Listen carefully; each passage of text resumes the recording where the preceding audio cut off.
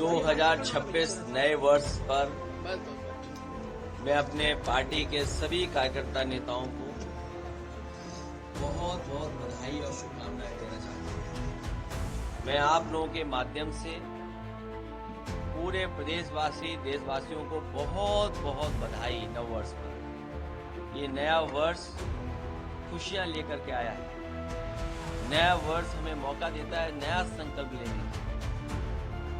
हम सब लोग संकल्प लेकर के कि देश की तरक्की कैसे हो, समाज की खुशहाली कैसे हो, उस रास्ते पे चल करके जो देश की मूल भावना है, बाबा साहब भीमराव अम्बेडकर जी ने जो रास्ता दिखाया संविधान का, उस पर चल करके डॉक्टर राम मनोहर लोहिया ने जो हमें समाजवादी चिंतन दिया और नेताजी और सबने मिलकर के एक सेकुलर रास्ता दिखाया, उस संकल्प को लेकर के हम लोग दोहराते हैं कि देश को और समाज को खुशहाल, सोशलिस्ट और सेकुलर बना करके तरक्की और खुशहाली की तरफ लेकर के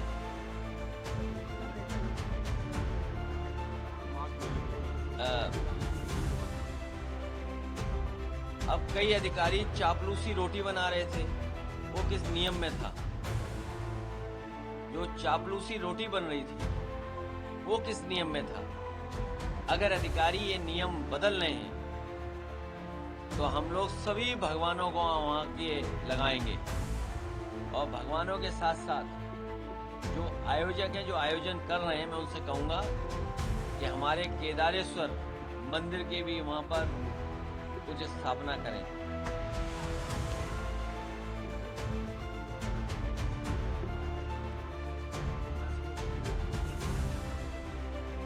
बहुत दुख की बात है कि जब विकसित भारत का सपना बीजेपी दिखा रही हो और कई बार हम लोगों को सुनने को मिला है कि देश के कुछ शहर हैं जो सफाई में या सफाई से जुड़े हुए कई प्राइज वो पाए हैं। ये शहर तो वो है इंदौर, जहां पर कई बार अवार्ड मिला है वहां की म्युनिसिपल कॉर्पोरेशन को, और अगर वहां के शहर को अवार्ड मिलता रहा है और वहां ड्रिंकिंग वाटर की ये स्थिति हो कि जिन्होंने पिया उसकी जान चली गई हो और कई लोग बीमार हैं, और जब इससे सवाल भारतीय जनता पार्टी से किया गया तो भारतीय जनता पार्टी के लोग जवाब न दे करके किस तरह का व्यवहार कर रहे हैं, आप कल्पना नहीं कर सकते हैं। ये वही लोग हैं जिन्होंने कहा था कि मां गंगा को साफ करेंगे।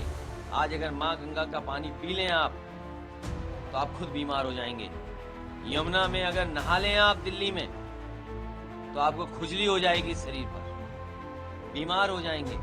तो जो लोग नदियों को से झूठ बोलते हैं, जो अरावली के पहाड़ी काटने को तैयार थे, पूरे के पूरे पहाड़, उनसे क्या उम्मीद करोगे?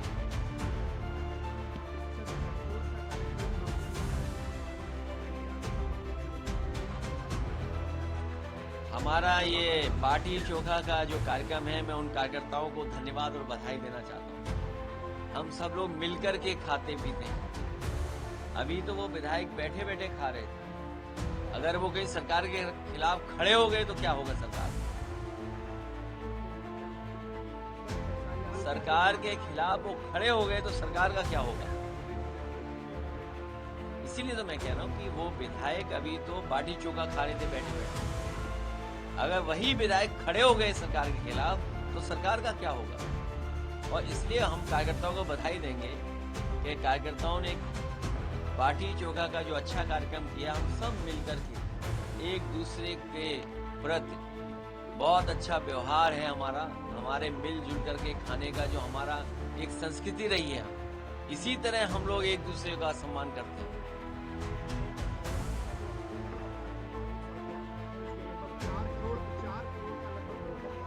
जिस समय मुख्यमंत्री जी ने कहा था कि 4 करोड़ वोट उनके कट गए हैं, उसी समय उन्होंने अधिकारियों को संदेश दिया था बेईमानी करने के लिए। हमें उम्मीद है कि इलेक्शन कमीशन और जो मैपिंग ऐप है और जो कंपनियां टेक्नोलॉजी में मदद कर रही है इलेक्शन कमीशन की, वो निष्पक्ष होंगी। और इस समय इस तरह के डेटा आ रहे हैं, जो आंकड़े आ रहे हैं, वो साबित कर रहे हैं कि इलेक्शन कमीशन को और अधिकारियों को अपनी क्रेडिबिलिटी भी साबित करनी है। क्योंकि अगर आंकड़ों में फर्क आता है, स्टेट गवर्नमेंट के दूसरे आंकड़े हैं तो एसआईआर के दूसरे आंकड़े हैं। तो और फिर इलेक्शन कमीशन को ये भी सोचना पड़ेगा फिर कि एसआईआर का मतलब क्या हुआ, रिवीजन का मतलब क्या हुआ, इंसेंटिव उसका मतलब क्या हुआ। मैंने आपसे कहा कि इस समय अधिकारी और चुनाव आयोग की क्रेडिबिलिटी का सवाल है कि अगर इस तरह के आंकड़े आ रहे हैं तो जो लोग शामिल हैं, जो टेक्नोलॉजी शामिल है, आखिरकार वो कहीं हेरा फेरी की तैयारी तो नहीं कर रहे हैं। कहीं ऐसा तो नहीं कि मुख्यमंत्री ने जिस दिन इशारा किया था कि 4 करोड़ उनका वोट कट गया है, वो बेईमानी की तैयारी कर रहे हो टेक्नोलॉजी के साथ मिलकर। पश्चिम बंगाल में ममता बनर्जी जी बड़े वोटों से जीतने जा रही हैं। ये बीजेपी के लोग हर जगह साजिश करते हैं, षड्यंत्र करते हैं। इस बार साजिश षड्यंत्र उनका नहीं चलेगा। बंगाल में हारेंगे और फिर यूपी में भी हारेंगे।